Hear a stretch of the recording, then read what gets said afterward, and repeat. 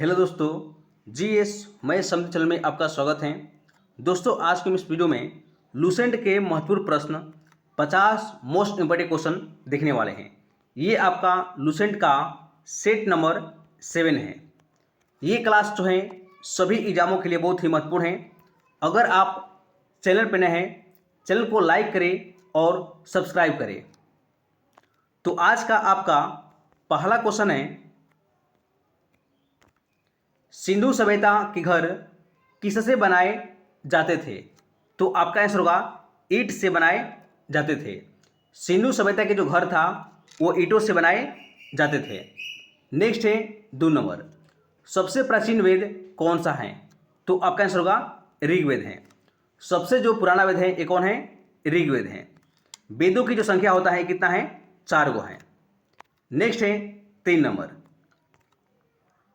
323 ईस्वी पूर्व में सिकंदर महान की मृत्यु कहाँ हुआ था? तो आपका आंसर होगा बेबीलोन में हुआ था। किसका? सिकंदर का मृत्यु कब हुआ था? 323 ईस्वी पूर्व में हुआ था। नेक्स्ट है 4 नंबर, जातक किसका ग्रंथ है?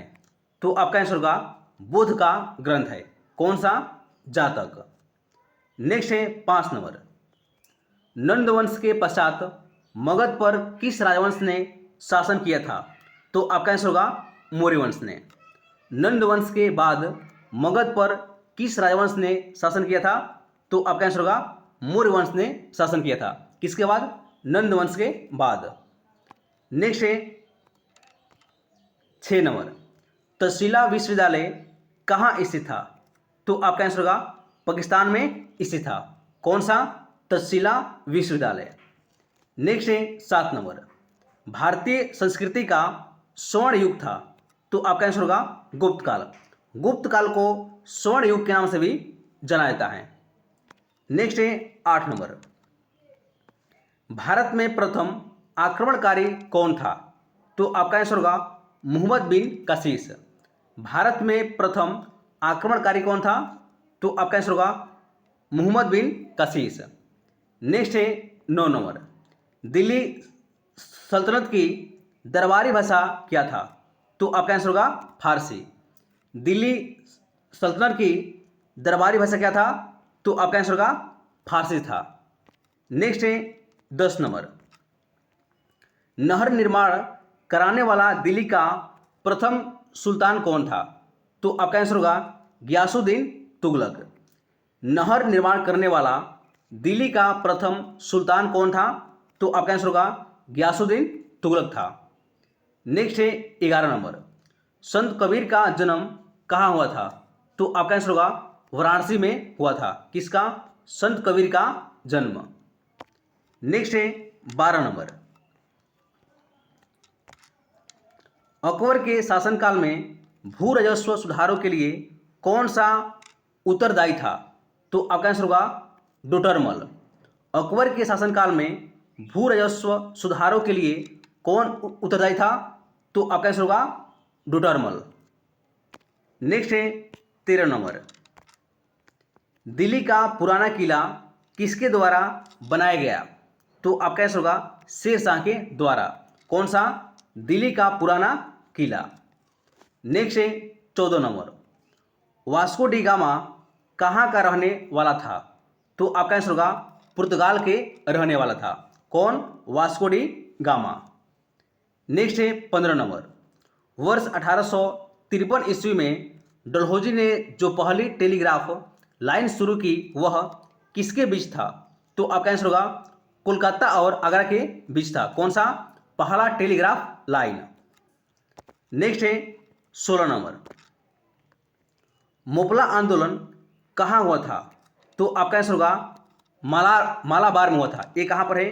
केरल राज्य में पड़ता है मालाबार। तो मोपला विद्रोह कहाँ हुआ था? तो मालाबार में हुआ था। ये कहाँ पर है? केरल में है। कब हुआ था? तो 1921 में मोपला आंदोलन हुआ था। नेक्स्ट है 17 नंबर, 1857 का विद्रोह कहाँ से प्रारंभ हुआ?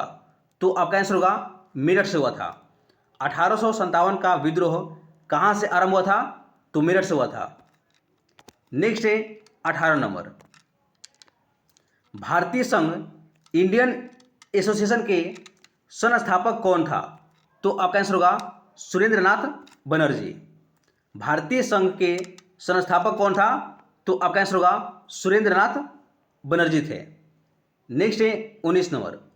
मुस्लिम लीग का प्रथम अध्यक्ष कौन था? तो आपका आंसर होगा आगा खान।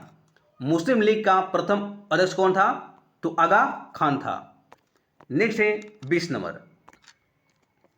कांग्रेस ने भारत छोड़ो आंदोलन का प्रस्ताव किस वर्ष पारित किया था? तो आपका आंसर होगा 1942 में। कांग्रेस ने भारत छोड़ो आंदोलन का प्रस्ताव किस वर्ष पारित किया था?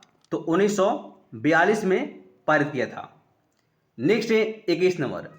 महात्मा गांधी दक्षिण अफ्रीका से भारत किस वर्ष में लौटे थे? तो 1915 में लौटे थे। कौन?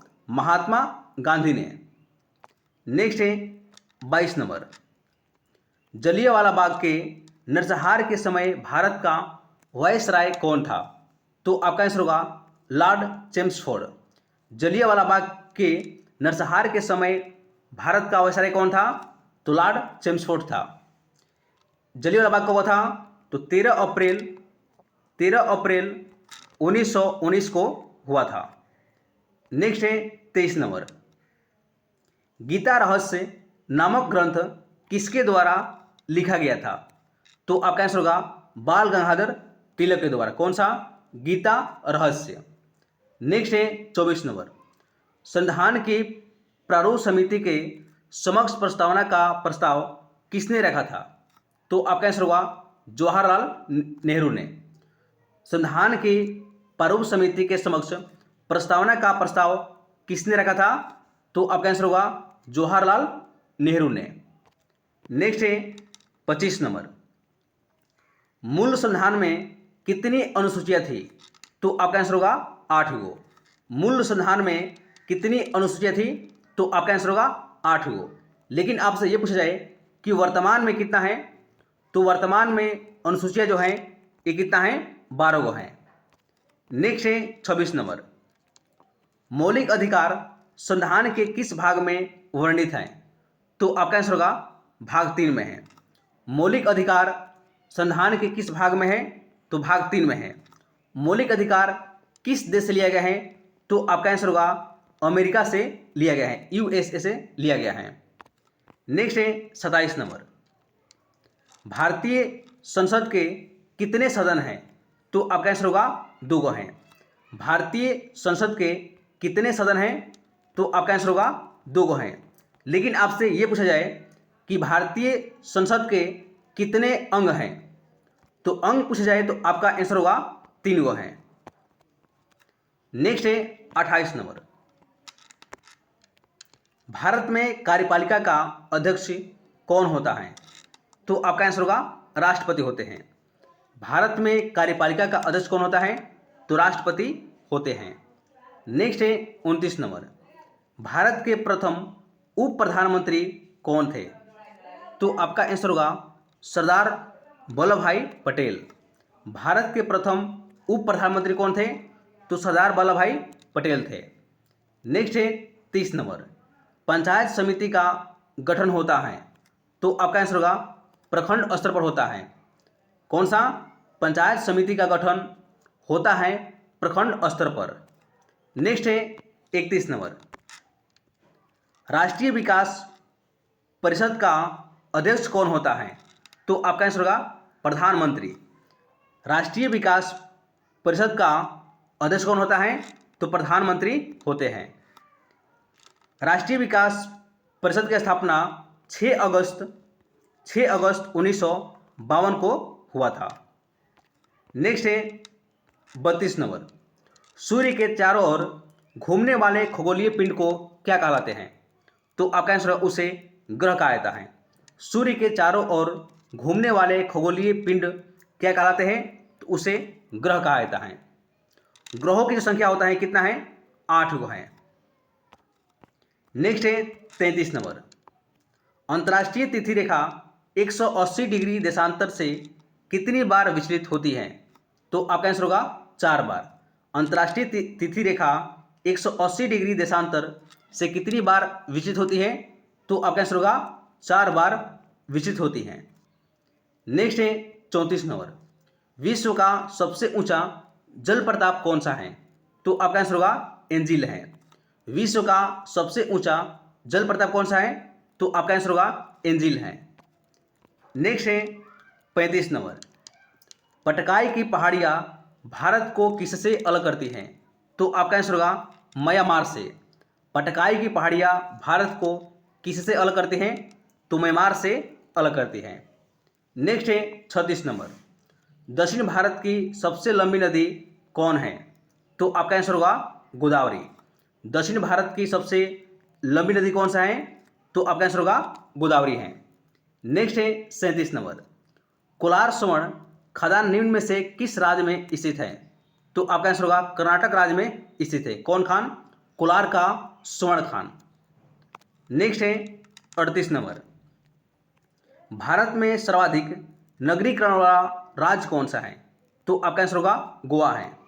भारत में सर्वाधिक नगरीकरण वाला राज्य कौन सा है? तो आपका आंसर होगा गोवा है। नेक्स्ट है 39 नंबर, भारतनाट्यम की उत्पत्ति किस राज्य में हुई थी? तो आपका आंसर होगा तमिलनाडु में। भारतनाट्यम की उत्पत्ति किस राज्य से हुई थी? तो आपका आंसर होगा तमिलनाडु राज्य से। नेक्स्ट है 40 नंबर, शारदा पीठ कहाँ अवस्थित है? तो आपका आंसर होगा द्वारिका में है। शारदा पीठ कहाँ अवस्थित है? तो आपका आंसर होगा द्वारिका में। नेक्स्ट है 41 नंबर, प्रकाश वर्ष किसकी इकाई है? तो आपका आंसर होगा दूरी का। प्रकाश वर्ष किसकी इकाई है? तो आपका आंसर होगा दूरी का। नेक्स्ट है 42 नंबर, विद्युत केतली में पानी गर्म होता है? तो आपका आंसर होगा संवहन के कारण। विद्युत केतली में पानी गर्म होता है तो संवहन से ये गर्म होता है। नेक्स्ट है 43 नंबर, ध्वनि का ध्वनि प्रदूषण मापा जाता है? तो आपका आंसर होगा डेसिबल से। ध्वनि का ध्वनि प्रदूषण मापा जाता है डेसिबल में मापा जाता है। नेक्स्ट है 44 नंबर, सूर्य द्वारा उत्सर्जित प्रकाश का रंग कैसा होता है? तो आपका आंसर होगा सफ़ेद होता है। सूर्य द्वारा उत्सर्जित प्रकाश का रंग कैसा होता है? तो आपका आंसर होगा सफ़ेद होता है। नेक्स्ट है 45 नंबर, पृथ्वी की आयु का आकलन किया जाता है? तो आपका आंसर होगा यूरेनियम डेटिंग के द्वारा। पृथ्वी की आयु का आकलन किसके द्वारा किया जाता है? तो आपका आंसर होगा यूरेनियम डेटिंग के द्वारा किया जाता है। नेक्स्ट है 46 नंबर, जंग लगने पर लोहे का भार में क्या परिवर्तन होगा? तो आपका आंसर होगा भार जो है बढ़ता है। जंग लगने पर लोहे का जो भार होता है ये क्या होता है? बढ़ जाता है। नेक्स्ट है 47 नंबर, एग्रो एस्ट्रोलॉजी में किसका अध्ययन होता है? तो आपका आंसर होगा घासों का। एग्रो एस्ट्रोलॉजी में किसका अध्ययन होता है? तो घासों का अध्ययन किया जाता है। नेक्स्ट है 48 नंबर, मानव शरीर में भोजन का रक्त द्वारा अवशोषण कहाँ सर्वाधिक होता है? तो आपका आंसर होगा छोटी आंत में होता है। नेक्स्ट है 49 नंबर, गीत गोविंद के रचयिता कौन है? तो आपका आंसर होगा जयदेव। गीत गोविंद का रचयिता कौन है? तो यह है जयदेव। नेक्स्ट है लास्ट है 50 नंबर, एक पोलो टीम में कितने खिलाड़ी होते हैं? तो आपका आंसर होगा 4 गो। पोलो टीम में कितने खिलाड़ी होते हैं? तो आपका आंसर होगा 4 खिलाड़ी होते हैं। दोस्तों ये हमारे वीडियो कैसे लगे अवश्य तो लाइक करें, शेयर करें और सब्सक्राइब जरूर करें। जय हिंद दोस्तों।